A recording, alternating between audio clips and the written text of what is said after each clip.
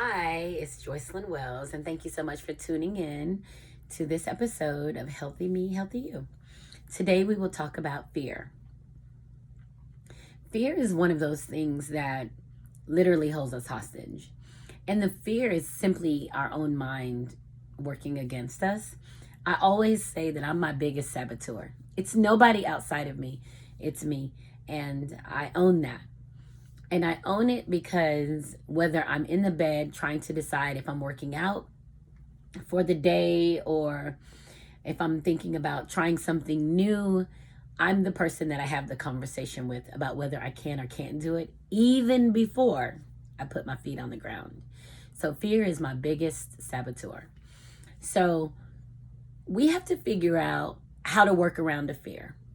And that's essentially us trying to understand that there have been monumental tasks in our lives that we've overcome, and they could have gone either way, but we came out on the other side of it. So I want to share a little bit with you guys about my fear and how I feel about doing things. I always say that if you want to know if you're being held hostage, you have to literally ask yourself, am I happy? Am I happy with my life? Can I move freely? And if you can't answer affirmatively to, am I happy? Can I move freely? Then you're held hostage.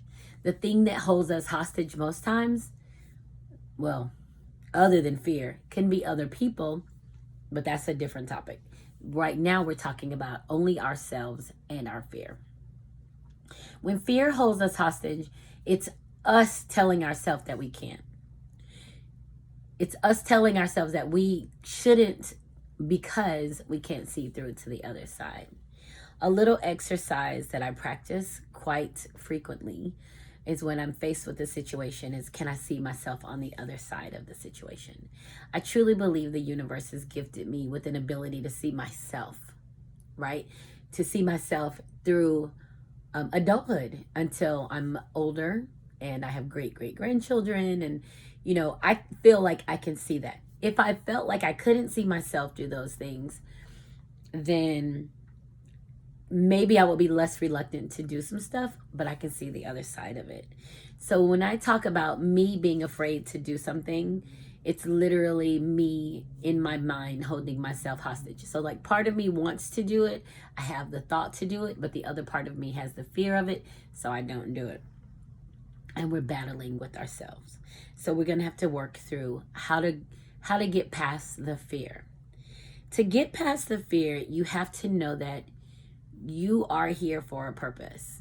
And I will say this over and over in any of my writings, my podcasts, this series of videos. You are here for a purpose. This isn't up to you to decide whether you're here or not. You didn't choose it. You didn't choose the parents. You didn't choose the life that got you to adulthood. The only thing you can choose is to recognize that you're of purpose. When you have accepted that you are of purpose, it's easy to remove the boundaries of fear, because your purpose isn't connected with the idea of you dying. And that's what holds us in place. When you think, I don't want to die, I don't want to get hurt, I don't want this to come out bad or poorly on the other side. Well, first of all, we have no control over whether we die or not. Our death is already designed. As humans, we know that we have a lifespan of about 120 years, and we have a life expectancy of about 88 years. So we already know that death is death. So you have to get beyond the fear of death. Death is the indicator that you have achieved that level of greatness that God has expected of you. That's the time that you're allowed to die, when God determines it's time for you to die. So when you're facing situations and fear is the thing that holds you hostage, you have to figure out, can I see the other side? Now, some things will hold you hostage because they're supposed to. If you're robbing a bank and you're afraid, you should be fucking afraid because you're robbing a bank. And you know that's illegal. And you know that that's going to come out poorly. So that should make you fearful. And you should say no. But if you're looking at growing, moving from your hometown, if you're from a small town or whatever town, If it's something that's going to allow you to become greater or better or more, and you're afraid to do it, then that's you not wanting to delve into something that's not familiar. But I can assure you that the more you go, the more you grow. There's nothing more fulfilling than getting to know you in different areas of the world, learning more about yourself. In the video on self-forgiveness, I mentioned I responded at a very basic carnal level because I didn't know anything else about me. I didn't know there were other things. When you step outside that comfort zone into something new, it makes you grow. You get more wrinkles in your brain, you're learning new information, and you become more comfortable in situations and making decisions. So that's how we essentially have to look at fear. Fear is like the challenger of you. One of the things that I fear is riding in a hot air balloon. Now, it's not necessarily riding in a hot air balloon, getting in it and going up. I'm afraid of the height of it. And why would I be afraid of the height of it? Because if I'm falling, I have no control over how fast I'm falling. But I know in science that you can figure that out. I know also that if I fall from a hot air balloon to the ground, I'm probably going to die. The impact of my body onto the earth, I'll probably die. So that's probably more of my fear, the fear of dying, associated with that.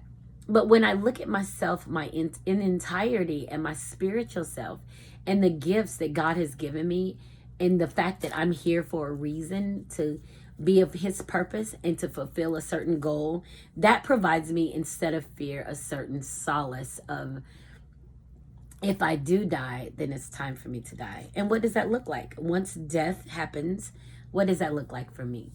So we literally have to understand what the fear is. The fear presents itself as an obstacle to becoming a better you, to becoming a greater you. And when the fear is associated with another person, when you're afraid of a person, when you're afraid of what they'll do to you, that's a whole nother thing. That means you need another person to deal with. Like, fuck them, get out of it.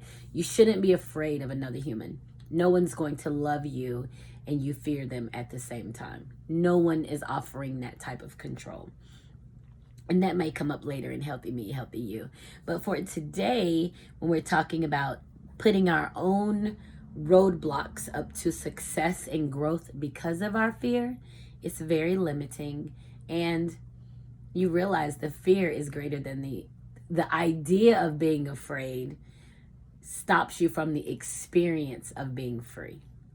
So I hope that I explained that well. And I hope that you will look at your fear differently. And I hope that some of the things that stop you from moving forward because you're afraid, you'll be able to kind of chip away at those and take the necessary steps to become the best you, a healthy me and a healthy you. Thank you so much for joining me. It's Joycelyn Wells. Mwah. Bye.